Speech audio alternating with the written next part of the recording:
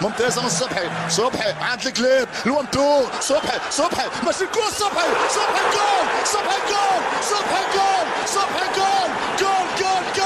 هو الصبحي 1-0 ولا اروع من ذلك يا صبحي والكره في الشبكه الدبابير.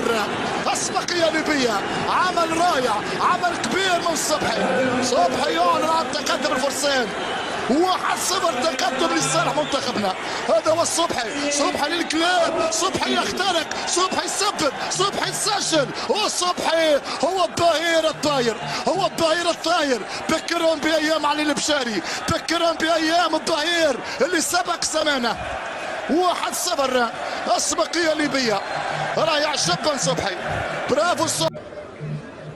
هنا محاولة رواندية عرضية، غلطة كبيرة من مراد. يا مراد عندك الطول ليك يا مراد.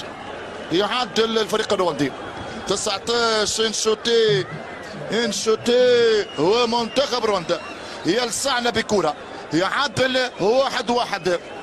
هدف في توقيت صعب جدا، يعني اقولها بصراحة مراد لوحاشي، واخطاء قاتله مع منتخبنا، واخطاء قاتله مع الاهلي بنغازي. بصراحه هذه غلطه مراد. 1-1 ان شاء الله منتخبنا يرجع يعود، ان شاء الله يرجع يعود. شوط من السنب رمي التماس 1-1. هي الصوره الاقرب وصافره امتياز.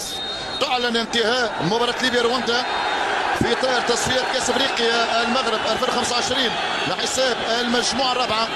لقاء ينتهي بالتعادل 1-1. كنا نتمنى في الانتصار ولكن لم يتحقق. ان شاء الله منتخبنا يعود في الجوله القادمه من بنين. بهذا نصل مشاهدينا الكرام الى نهايه وختام